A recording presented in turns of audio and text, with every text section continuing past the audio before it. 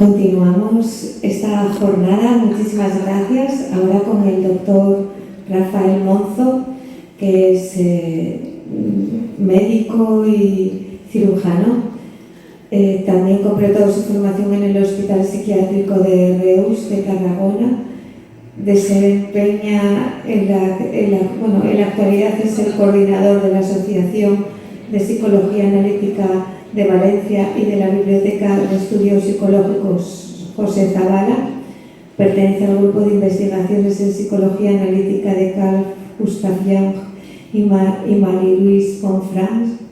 en Küsnacht, Suiza, miembro de la Academia Internacional de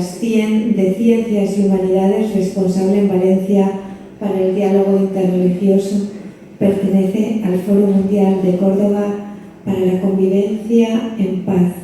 director en Valencia del Programa Intercultural del Mediterráneo, Multaca de las Tres Culturas, y es en la actualidad el presidente del Centro Valencia Mediterráneo de UNESCO. Muchísimas gracias, doctor Rafael Monzo. Y gracias por venir hasta aquí, hasta Nerja, hasta esta comunidad, con este mensaje. Muchas gracias, Ana, por tu presentación y a todos vosotros por el interés en escuchar esta presentación. Como vamos a hablar de los símbolos, pensé que tendría que traeros imágenes que pudieran acercar un poco la comprensión de lo que vamos a ver, que es la transformación de un símbolo desde los tiempos más lejanos hasta nuestro presente y que todavía tiene vigencia. A lo largo del proceso del desarrollo de la conciencia de la humanidad, durante los 2000 últimos años, dentro, digamos, de lo que es la cosmovisión del monoteísmo, siempre ha existido una visión amplia que podríamos dividirla en tres etapas, ¿no? Y en las cuales el ser humano ha ido buscando cómo alcanzar una experiencia interior de unión y de plenitud. Es como un anhelo que todos los seres humanos llevamos dentro, que se expresa en las culturas, en las tradiciones, en las religiones. Y este fenómeno de la búsqueda de esa unión interior es de lo que vamos a hablar aquí con el ejemplo de un símbolo que se fue transformando a lo largo de la historia. Esto sucedió, este inicio, ¿no?, esta búsqueda, con los inicios del cristianismo. Hace 2000 años surgió el fenómeno de la filosofía de los gnósticos y después siguió la filosofía del hermetismo y de la alquimia, que la alquimia a través de los siglos llegó nada menos que hasta el siglo XVII. Y ahora, en nuestro tiempo, digamos que es la psicología la que trata de acercarse a esa vivencia de unidad y que de alguna forma es la nueva cosmovisión que tenemos hoy en el siglo XXI y que es lo que propone concretamente la psicología del inconsciente y lo que podemos también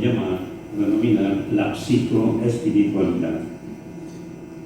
Lo interesante es que en los tres casos, en la antigüedad de los gnósticos, durante el periodo de la filosofía hermética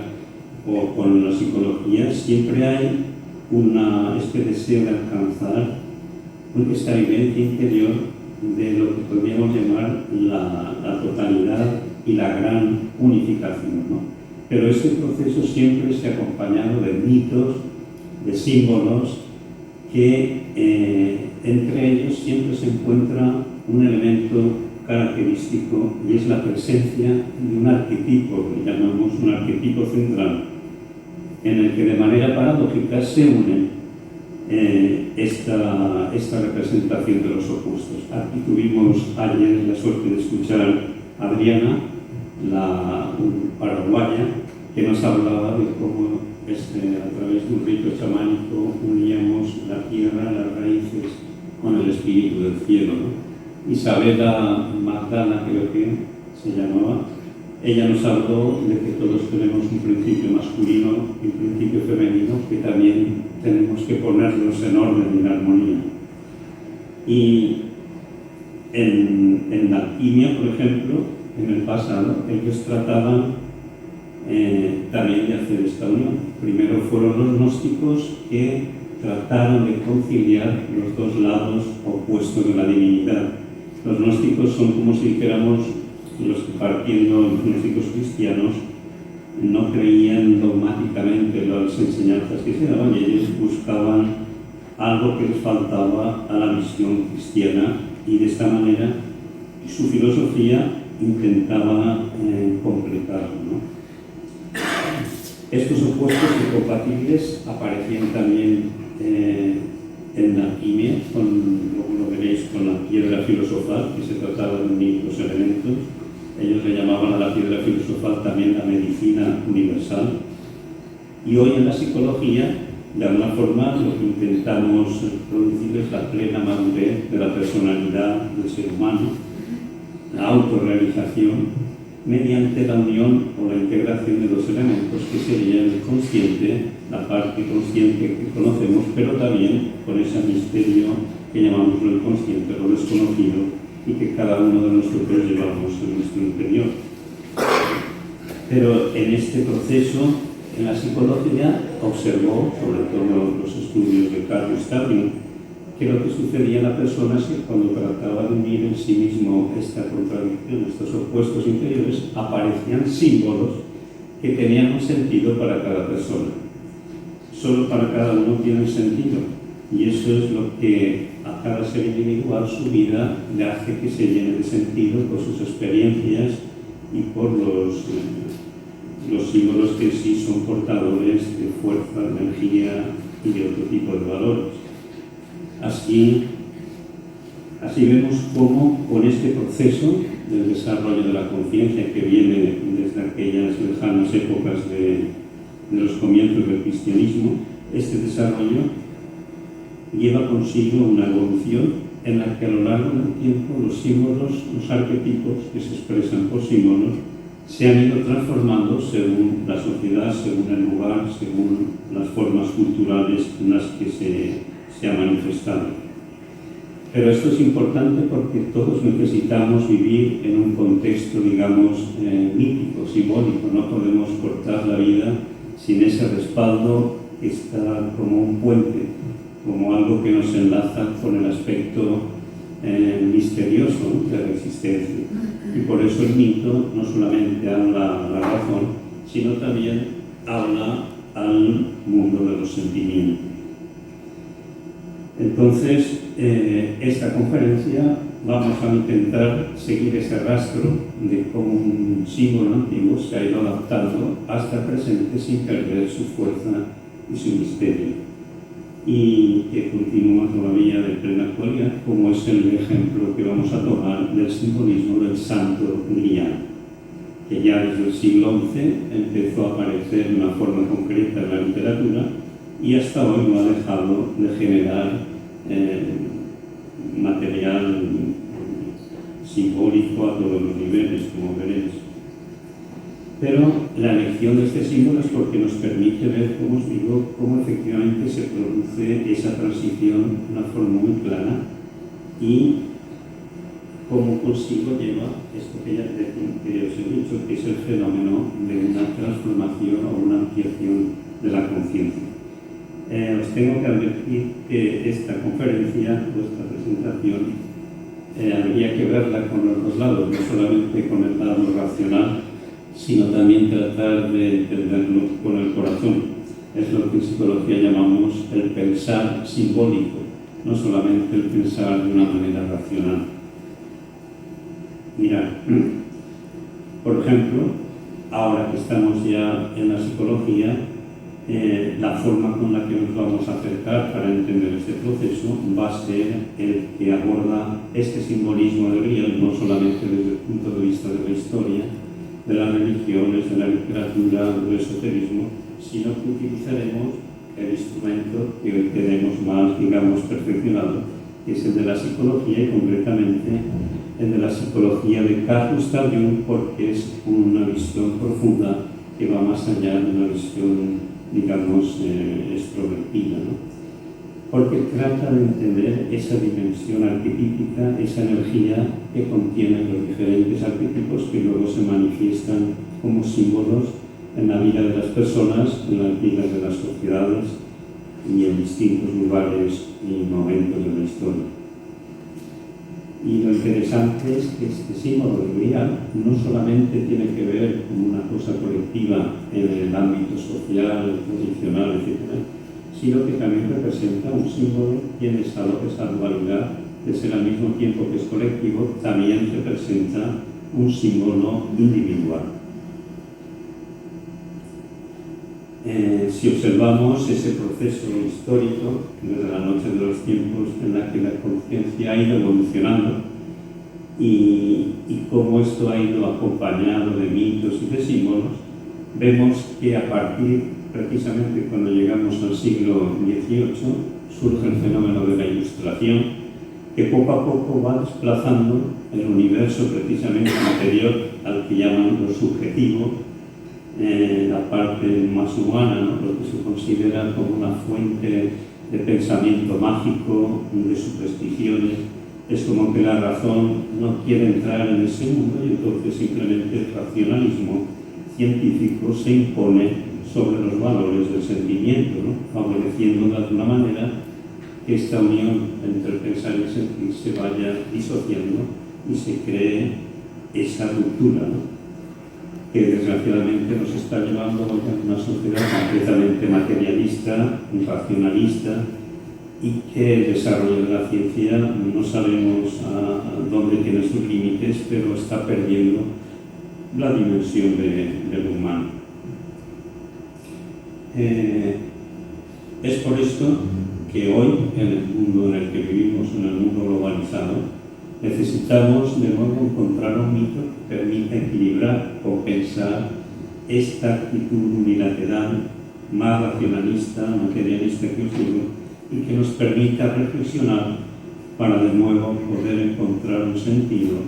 en nuestra existencia, tanto de manera individual y social, pero necesitamos como un símbolo de transición para poder hacer ese equilibrio. Los grandes aportes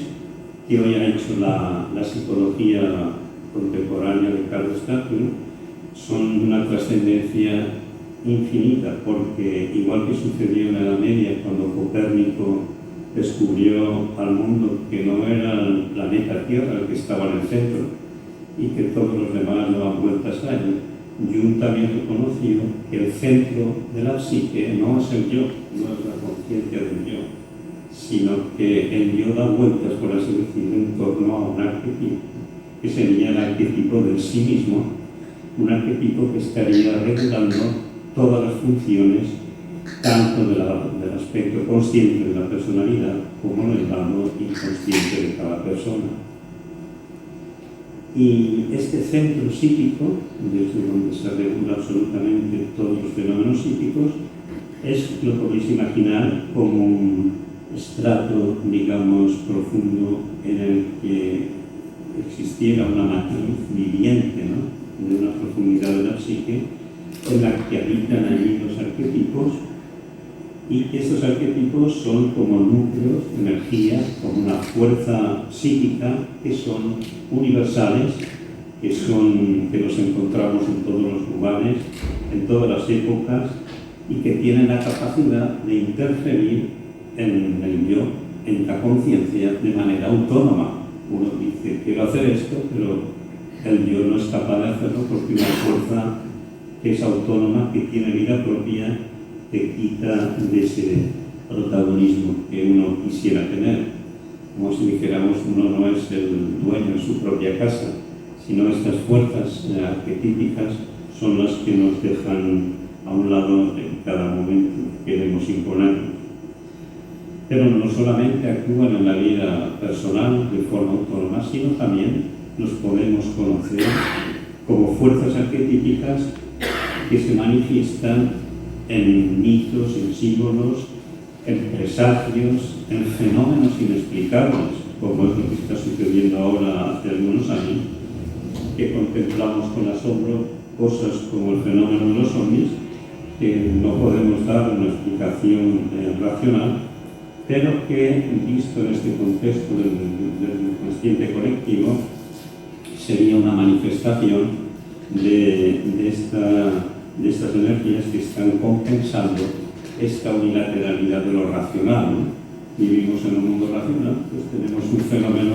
que la razón no puede alcanzar a darle un entendimiento. Pero Jung no solamente avanzó, como os decía, en la parte de concebir ese núcleo central unificado que es capaz de regular todos los fenómenos de la psique, sino también en el campo de la conciencia. Él descubrió que había dos tendencias, que eran la extroversión y la introversión, las personas que viven hacia afuera y otras que por naturaleza viven hacia su interior, ¿no? Y que había también 4 funciones con las que, digamos, el consciente se desenvolvía en la realidad. Y estas funciones son el pensar, el sentir, el percibir y el intuir. Y cada uno de nosotros tendríamos una tendencia u otra a ser más de un tipo psicológico o de otro. Pero desde la edad, como os decía antes, de los tiempos de la Ilustración, lo que sucedió es que nuestra cultura occidental, dejando a un lado el aspecto de lo que se suponía que era un pensamiento mágico, iba poniendo más y más energía en una visión racionalista material, más puesta en los valores de lo racional, menos en los valores del sentimiento, y son valores que son fundamentales para que podamos de alguna manera estar más conscientes y más en relación con una realidad más completa. Y sobre todo porque la función del feeling, la función del sentimiento, está en relación con la función de los valores, lo que representa los aspectos de la dignidad humana, de la ética, y sobre todo porque nos preserva, es como un radar que te permite diferenciar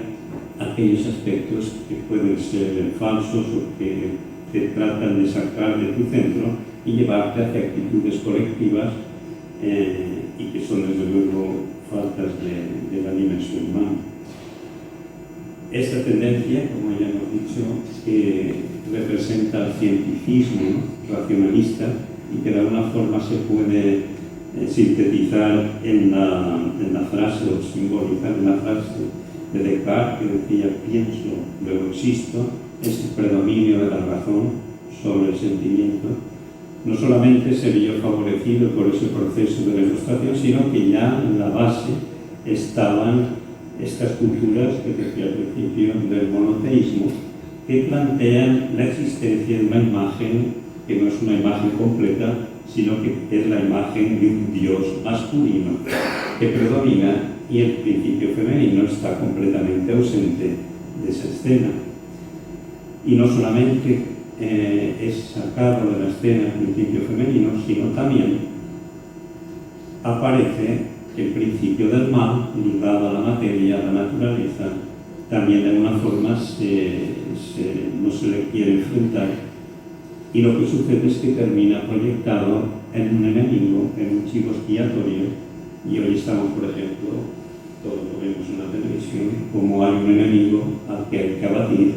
pero el enemigo no está fuera, sino que está dentro de cada uno de nosotros. Lo que ha sucedido a lo largo de todo el tiempo es que estos valores tan importantes, el valor del sentimiento y el valor de la naturaleza, de alguna forma han tenido que buscar una expresión en el mundo para compensarse. Por ejemplo, encontramos en el Antiguo Testamento unos versículos donde se dice que al principio de la creación efectivamente estaba Dios Padre, Yahvé, pero junto a él estaba la presencia, un principio femenino, que es una terminología cristiana, la Sofía, o la presencia de la sabiduría, como si fuera la contraparte femenina de Dios. Pero luego la evolución del Antiguo Testamento, etcétera, ya no la vuelve a nombrar,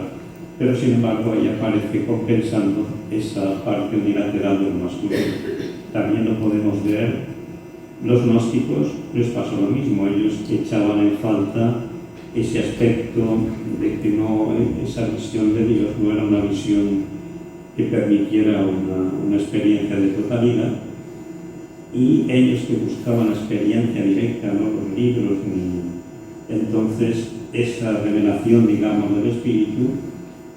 que ellos planteaban en sus, digamos, enseñanzas medio secretas, ese deseo de experimentar la unidad de Dios, del Dios Supremo, pero para ellos era representada fundamentalmente por una unión de opuestos, de la luz y de la oscuridad, de lo masculino y de lo femenino, del bien y del mal, de manera que lo femenino, en su visión secreta, era como si esta Sofía, esta sabiduría, estuviera metida dentro de la tierra, en lo material, y la labor del adepto, de aquel que quería desarrollarse espiritualmente, consistía en un trabajo de liberar a Sofía, a la sabiduría, liberarla de la materia. Más tarde, también esto lo vemos en la cultura hebrea con la Cábala, ellos, este aspecto de lo femenino de Dios, le llaman la Shekinah, y en la tradición hebrea era, digamos, en el templo de Salomón, en el Sancta Sanctorum, ahí habitaba esta presencia de Yahvé en su aspecto femenino, que ellos le denominaban la gloria de Yahvé, ¿no? Y representaba esa presencia, y que ellos también, los cabalistas y los místicos hebreos, tenían la capacidad de poderlo experimentar de manera individual. Es decir, que todos estos aspectos son algo que no son racionales, sino que se refieren a vivencias que son puramente individuales. Si vemos en ese panorama qué pasó con el cristianismo, es interesante ver que el inicio justo de las leyendas del Grial, que aparecen en el siglo XI aproximadamente, coincide con el despertar popular de la devoción de las vírgenes negras, que son diosas de la naturaleza en comparación a las vírgenes blancas, las vírgenes que aparecen, digamos, en todos los altares. Son principios femeninos ligados a las fuerzas de la fertilidad, a las fuerzas de la naturaleza, que también, como es algo que no se puede manejar desde la razón, desde la ilustración, quedó dejado a un lado. Y este proceso de integración que va a pasar con el tiempo, aparecen los dogmas, el de la Inmaculada, más complicado, pero lo importante es el dogma de la Asunción. Fijaros que hicieron falta 2000 años, no 1000 años, desde el siglo XI, hasta que el Papa declara que la Virgen está en cuerpo en el cielo. Es decir, todos se creían que se había muerto el Papa, como podía decir una cosa parecida, el principio femenino, una vez muerto en forma de la Virgen, de repente, porque lo decía y firmaba el decreto del dogma, ese dogma de la Asunción de María representaba que arriba ya estaban el Padre, el Hijo, el Espíritu, pero ahora aparecía un nuevo personaje que era el cuerpo de María, ¿no? Pero desde el punto de vista religioso, esto tiene una importancia enorme, simbólico, pero representa que solo ha subido la parte luminosa, no la parte todavía de la naturaleza, que tiene que ser todavía redimida. En el siglo III, si enfocamos más a lo que pasó con Zósimo, ahí resultaba que los gnósticos tenían ya sus prácticas de iniciación, utilizaban un vaso. Por primera vez ellos utilizaron un recipiente para sus prácticas de tipo iniciático y sus cultos. Y este recipiente, lo que sucedió es que Zósimo, que aparece ya en el siglo III, hace como un puente. Él se va de la gnosis, que utilizaban un vaso, se va a la alquimia. Porque en la alquimia también utilizan un vaso, también están trabajando con este aspecto, digamos, el simbolismo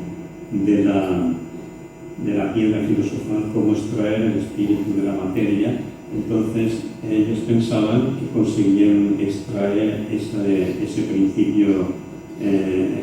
misterioso con el cual podían luego purificar los metales y conseguir lo que ellos llamaban el oro filosofal, la piedra filosofal, o también llamaban un término muy bonito que es el de la medicina universal. Parte de este arquetipo lo vemos ahora reflejado, como es en el siglo XI, que aparece también la alquimia y necesita ya el vaso del grial, un recipiente, igual que los gnósticos la crátera o los alquimistas el vaso hermético que utilizaban. Aparece el vaso también, el recipiente, en las leyendas de la alquimia. Y es en este contexto donde adquiere un protagonismo fundamental.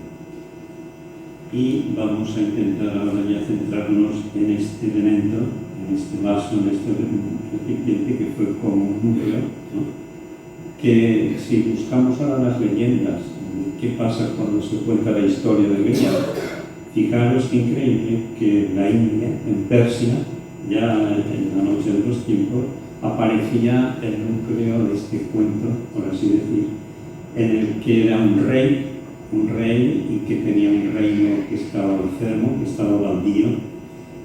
que estaba bajo un hechizo y se necesitaba de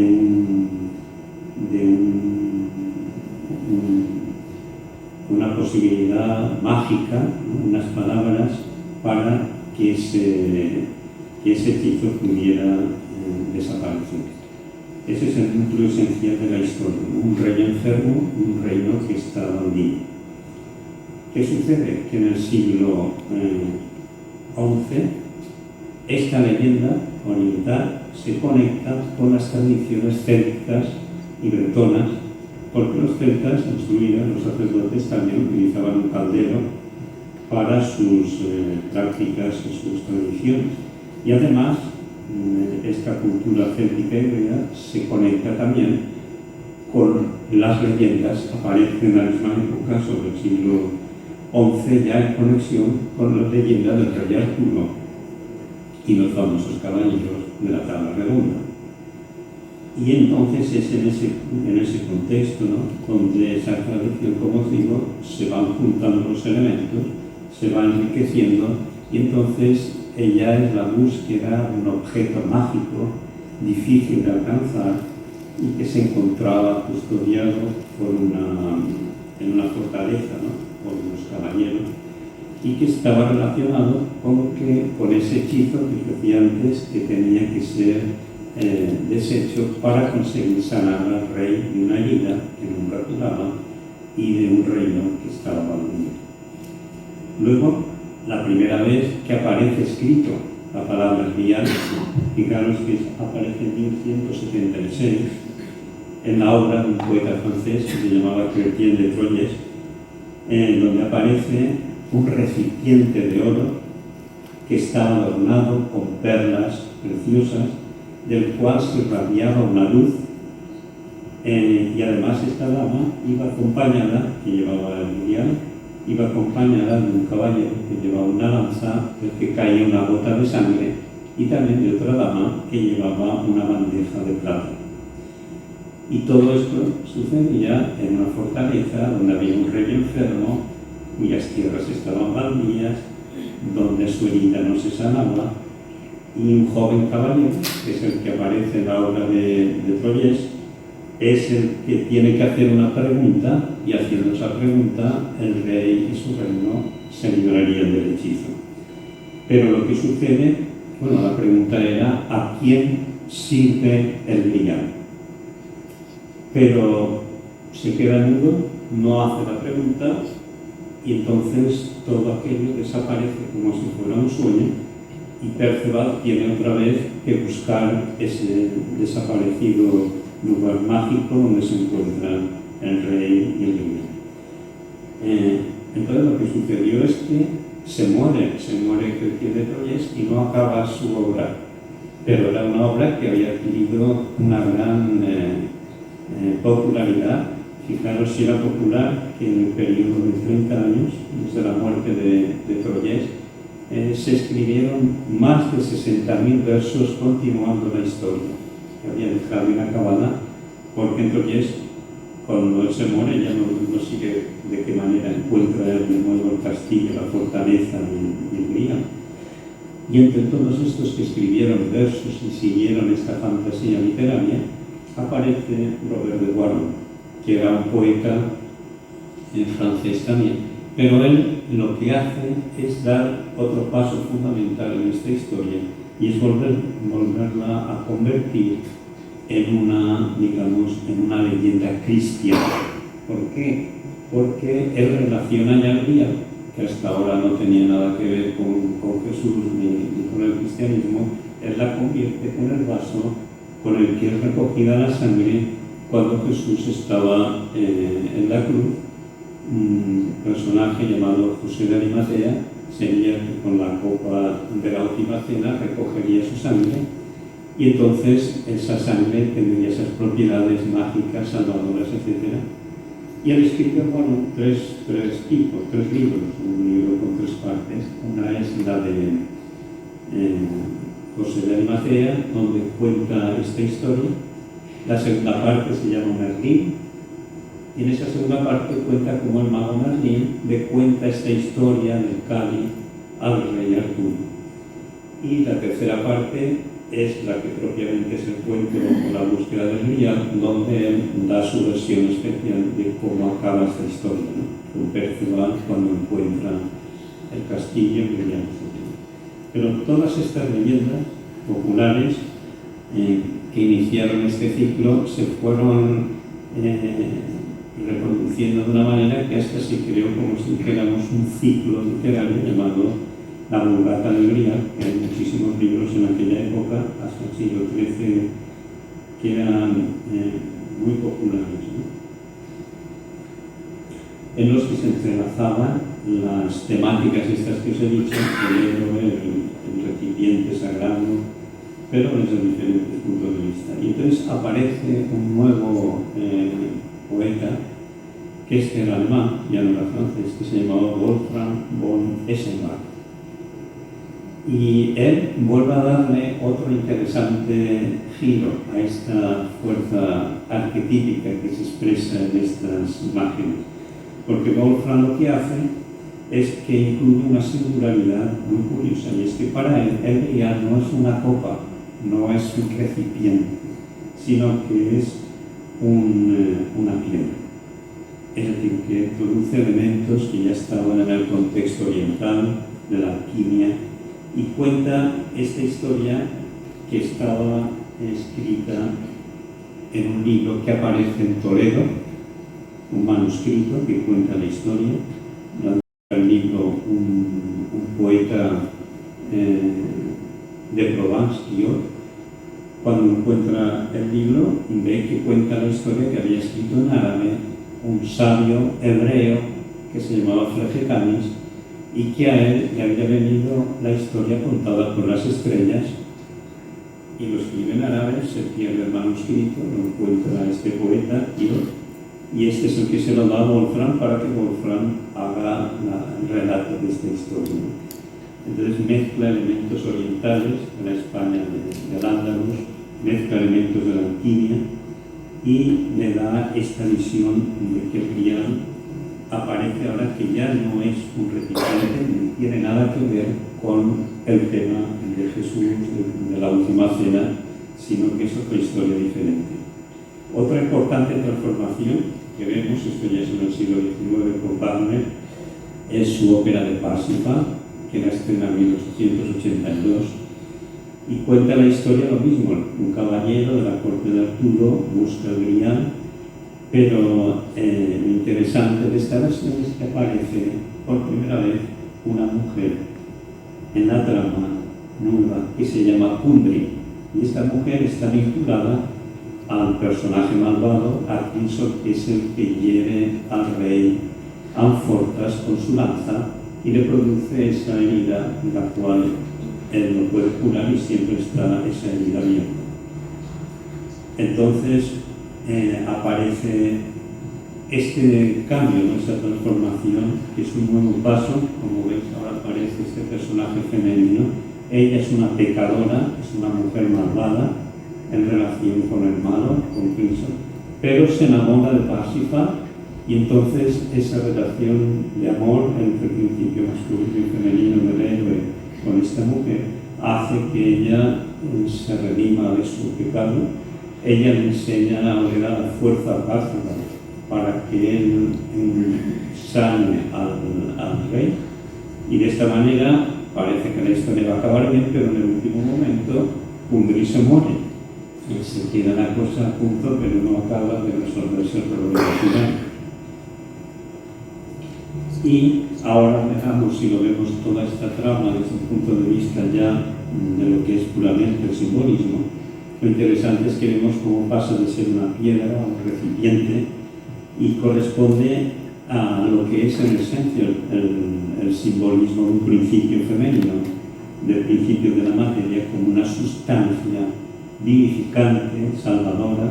y que en la leyenda, como hemos visto, estaba en relación también con la sangre salvadora de Cristo.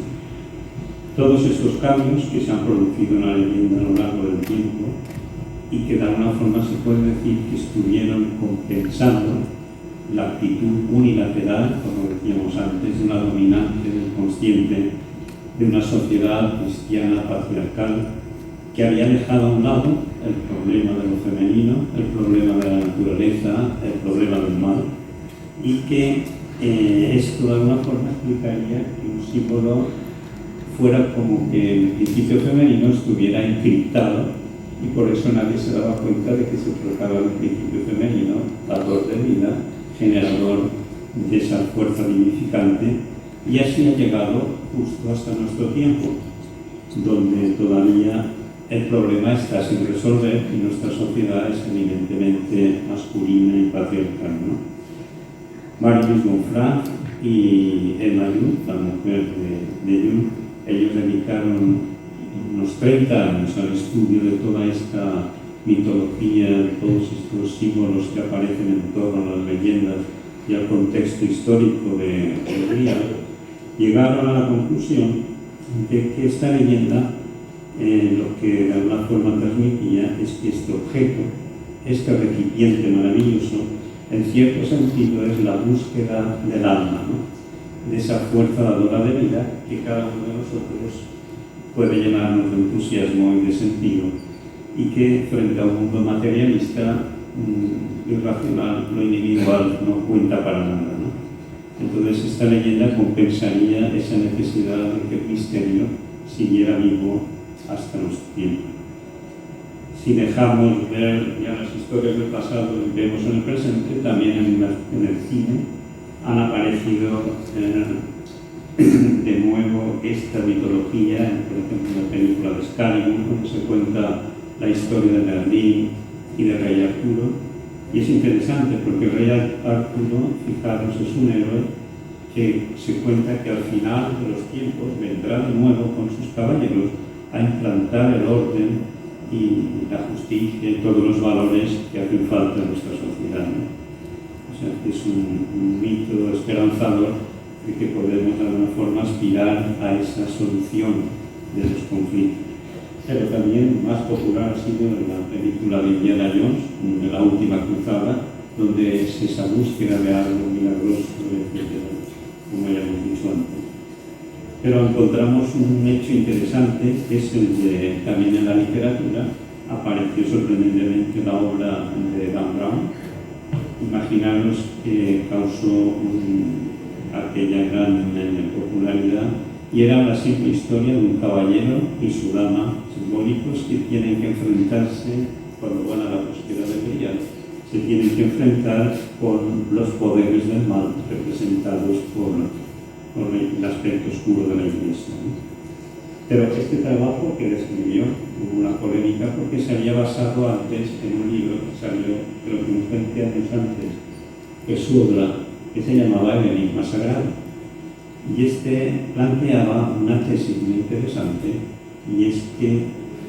se proponía, este es otro paso, como se dijera, de esta evolución, se proponía que el grial estaba relacionado con Sara, que era la hija que Jesús había tenido con María Magdalena y que había dado lugar a una dinastía aristocrática de reyes, merovingios, y que esta trama de la novela, ¿no?, en cuestión, lo que daba a entender es que había un secreto que había sido ocultado por la Iglesia, porque ella sí lo sabía, pero no quería que esto se supiera, y había como una pugna, y había una asociación llamada Priorato de Sion, que se han encargado a lo largo de los siglos de la protección de este misterio. Y Leonardo da Vinci había sido uno de los pertenecientes a esta, digamos, sociedad secreta, y en uno de los cuadros de él, de los que pinta, que es el de la Última Cena, había puesto las claves donde daba a entender qué es lo que había sucedido con este misterio entre Jesús y María Magdalena. Pero de una manera inesperada, ¿no? Esto, digo, es un fenómeno en el que se llegó a traducir la obra, creo que más de 40 idiomas, se vendieron, imaginaros, más de 80 millones de ejemplares, es decir, se tocó una tecla arquetípica que activó este proceso de que, como si cada uno tuviera la necesidad de conectarse con esto misterioso que sigue latiendo, ¿no?, de manera, en este caso, literaria. Y es interesante también que algunos críticos vincularon este fenómeno que produjo la obra de Landrón con el movimiento de la New Age, porque de alguna forma en los años 70 pasó algo parecido, en el que en un tiempo de crisis, de búsqueda interior, sobre todo de los jóvenes, salió esa búsqueda de lo sagrado, de las experiencias interiores, con las drogas, etcétera, las meditaciones, esa búsqueda de espiritualidad,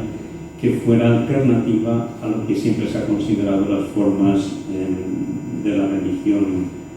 convencional.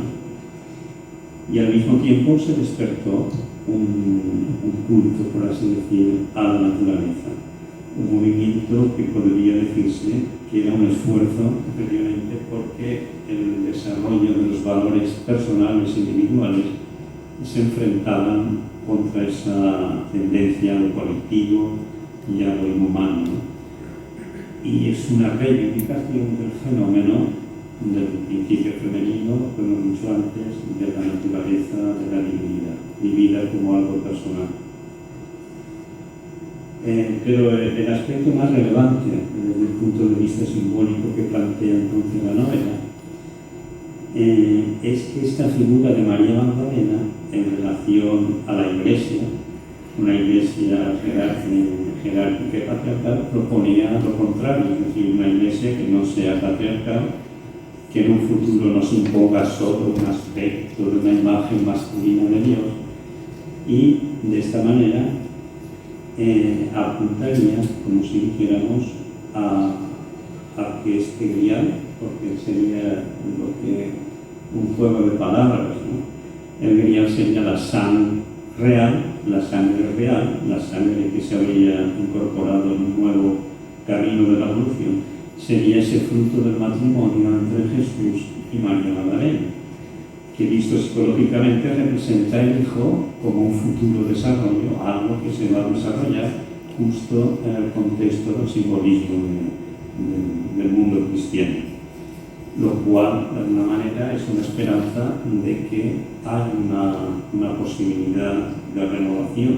hay una posibilidad de avanzar hacia otra cosmovisión que de alguna forma es la que en el cáliz, en la Última Cena, se planteaba como que aquel cáliz era el cáliz de la nueva alianza, era algo que tenía que venir, pero parece ser que aún no ha venido. Estamos a la espera de que ese proceso de lo nuevo tenga lugar, ¿no? Recientemente tenemos ahora el caso, esto fue en el 2017, que el Premio Planeta de Literatura se le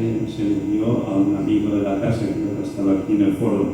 en una ocasión, de Javier Sierra. Esta novela es interesante porque también plantea un nuevo episodio de esta trama que viene desde la noche de los tiempos. En su novela él plantea cómo conjugar las experiencias, digamos, de lo sobrenatural con una trama de aventuras parecida al drama y de misterio, pero él lo vincula al arte y a la literatura que está inspirada precisamente en estas leyendas de la búsqueda del villano, y que en España su presencia se encontraba precisamente relacionada con unos frescos que todavía queda mucho misterio y que se encuentran en algunas iglesias románicas de los Pirineos, del norte de España, en que aparece una dama que porta un recipiente del cual se irradia una misteriosa luz, como ya relataba Troyes en su obra del siglo XI, que aquel grial que portaba aquella dama, de ahí salía una irradiación de un misterioso resplandor. Pero lo que para nosotros es más importante es el aspecto simbólico que la novela de Javier Sierra es que vincula este grial ya le da una relevancia simbólica a una trama que es la de que en el siglo XV el santo Octavio, el santo grial de Valencia, él lo introduce en su novela como el elemento que recoge todas las proyecciones de ese objeto misterioso. Y entonces ahí vemos cómo se pasa ya a un punto físico, ¿no? Ahora habla concretamente de un grial que se encuentra en un lugar, en un templo, y que tiene unas determinadas características. La historia de este grial, no sé si alguno la conoce, que se encuentra en la Catedral de Valencia, estuvo mucho tiempo precisamente oculta en los Pirineos, donde aparecieron aquellas pinturas. Era una copa de ágata, que la tradición legendaria y la arqueología decían que venía de una época anterior a la época de Jesús, y más tarde, con el tiempo, llegó a los Pirineos, ¿no? Pero allí se convierte en una extraordinaria joya del arte mozártico. Tres hechos, de alguna forma, avalan esta tradición que a Sierra le hizo poner una novela como que había un misterio interesante en toda esta cuestión. Primero de todos es que arqueológicamente, efectivamente, la copa es de unas características muy interesantes, muy exquisitas. Es una obra anterior al siglo I, está tallada a mano en algún taller de Egipto, de Palestina, y esta piedra de ágata posiblemente pudo estar en unas ceremonias de Pascua en la tradición judía. Y la utilizaron los primeros 21 papas. La llevó San Pedro, se cuenta la leyenda, hasta Roma, y aquí se utilizó por 21 papas porque resulta que cuando ellos hacían la misa decían: y tomando este cáliz. Y a partir del siglo III ya suprimieron la palabra este y dijeron tomando un cáliz. Pero ¿qué sucedió en el siglo III? Es que el emperador Valeriano inició una persecución ahí en Roma y quiso coger todos los bienes de la iglesia, y entonces es cuando aparece San Lorenzo, que era la mano derecha del Papa Sixto II, y a unos legionarios con los que tenía confianza entregó la copa y la mandaron a Huesca, al Pirineo, donde allí se encontraba la familia de Lorenzo, que se encargaría de tener a salvo aquella pieza sagrada, ¿no? Entonces permaneció oculta allí en los Pirineos, en diferentes lugares de los Pirineos, durante, imaginaros, del siglo III hasta el siglo VIII. No se sabe exactamente, hay leyendas de diferentes lugares del Pirineo, pero finalmente aparece en el siglo XI en el monasterio de San Juan de la Peña, que si no lo conocéis es un lugar fascinante. Y allí se custodia este grial, allí es donde se transforma en esta obra mozárabe, en esta joya, porque este monasterio era, como si dijéramos, el lugar sagrado de la corona de Aragón. Entonces tenía ahí toda esa historia legendaria, ¿no? Lo que sucede allí se transforma en joya y llega el rey Martín el Humano en el 1399 y se lo consigue sacárselo a los monjes, que no fue fácil, después de 4 siglos de estar allí, y se lo lleva a su palacio en Zaragoza, en la Aljafería. Y allí entonces permanece hasta su muerte y entonces es el rey Jaime I el que nos lo trae a Valencia. Valencia decir porque estaba en las leyendas de aquella época vinculada a la presencia de la figura del Cid, un personaje mozárabe en aquel tiempo que tomó la ciudad de Valencia, pero el Grial también pertenece al mismo siglo que el Cid. La cuestión es que voy a volver un poco. Si ponemos el foco de atención, resulta que estamos ante un fenómeno en el cual una leyenda, un objeto material, se ha puesto como si dijéramos en conexión. Y esto psicológicamente es muy importante porque representa lo que yo llamaba la dimensión psicoidea de un arquetipo. Es decir, que tenemos un aspecto material y un aspecto simbólico que se encuentran entrelazados. Este objeto ha generado desde hace 20 años una enorme activación de su energía, porque un arquetipo psicoideo, como decía Jung, adquiere una potencia energética. Y entonces, en torno a él, se ha creado un camino del Grial, se ha creado películas, escritos, conferencias, simposios, desde los últimos 20 años, ha generado una gran cantidad de activación arquetípica. Incluso 2 papas han celebrado misa con él, se ha declarado un año jubilar, se ha declarado una peregrinación internacional. En fin, todo esto nos lleva a ver cómo después de tantos siglos, esto sigue vivo, pero ya focalizado por un objeto material. Y está claro que también en otros lugares se encuentran otros griales y la gente dice, bueno, pero la diferencia es que este tiene, digamos, estas cualidades que están entrelazadas en este legendario proceso. Y en el cuento del Grial, si entonces en el siglo XI se planteaba la pregunta de ¿a quién sirve el Grial? Ahora que tenemos el Grial, como si dijéramos, también podríamos hacernos la misma pregunta que se hizo Perceval en aquel tiempo. Pero si queremos responder a ver este tesoro, a qué respuesta nos puede llevar, entonces encontramos que, igual que en aquel tiempo, estamos ante una sociedad enferma, ante un rey que representa el consciente colectivo que ha perdido un poco el norte y que necesita efectivamente algo que los libere del hechizo, que los sane, y solamente el arte, por así decir, como pieza de arte, sabemos que todas las piezas de arte pueden contener todos los elementos arquetípicos, simbólicos, todas las representaciones del simbolismo universal. Y en ese sentido, este sería un recipiente sagrado que muestra este simbolismo de una fuerza capaz de unificar y que será contenedora de ese principio que falta, que es el principio femenino, y que de alguna forma la dominante del consciente ha querido quitar de nuestro horizonte. Pero lo característico de a quién sirve el Grial sería mirar si tiene alguna significación especial. Y lo más interesante es que este Grial tiene una copa hebrea, tiene una base, es una naveta musulmana con una inscripción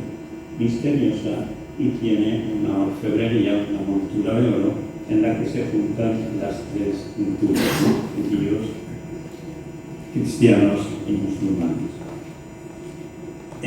Y en esta orfebrería, el árbol central está representado también como uno de los elementos de la corona de Aragón, porque esta silueta de oro que ensambla las joyas representa dentro de la Casa de Aragón a el árbol de Jesús, que se decía que de él brotaría el Salvador, brotaría el símbolo del Mesías. Y más allá tiene también una inscripción, como tenía una inscripción como la piedra en la obra de Wolfgang Esselbach, donde decía que había una misteriosa inscripción en su base. No voy a entrar en la interpretación, pero hace alusión al aspecto femenino. la floreciente, la resplandeciente, la brillante,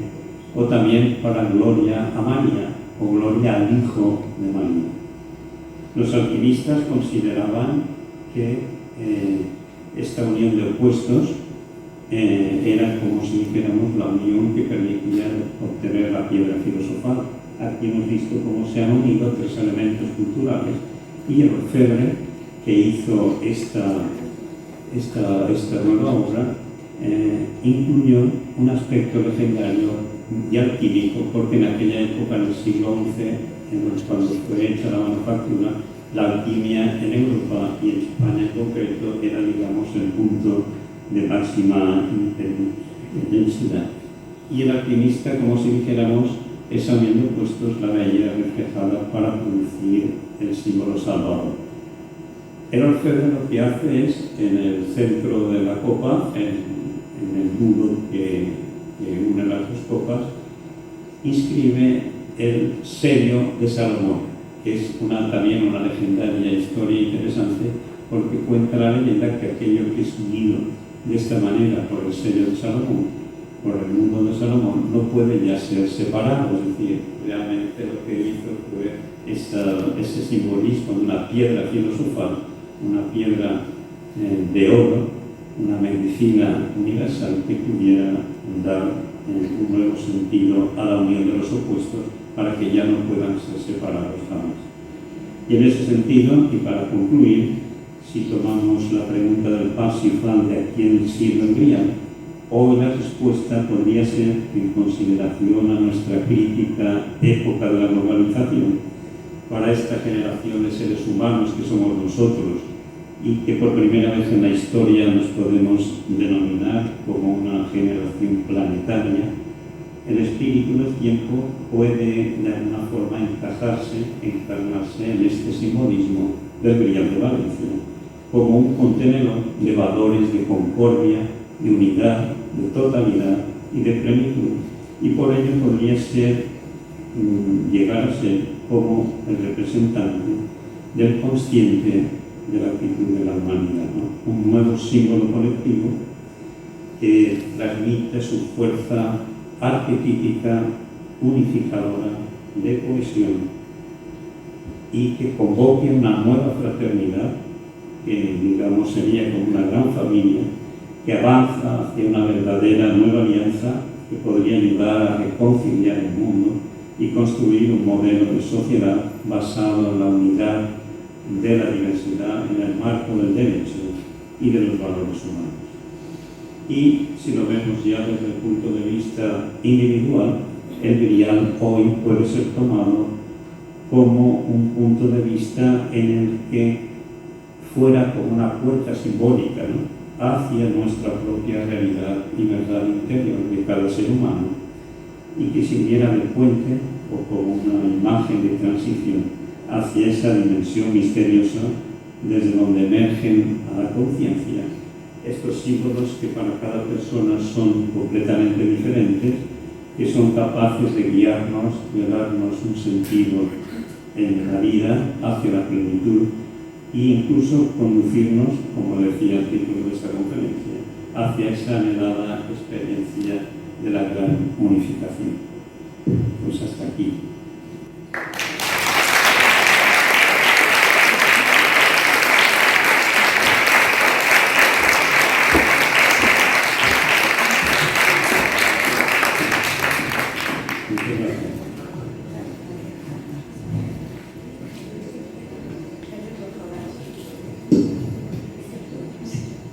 Bueno, muchísimas gracias al doctor Rafael Monzó.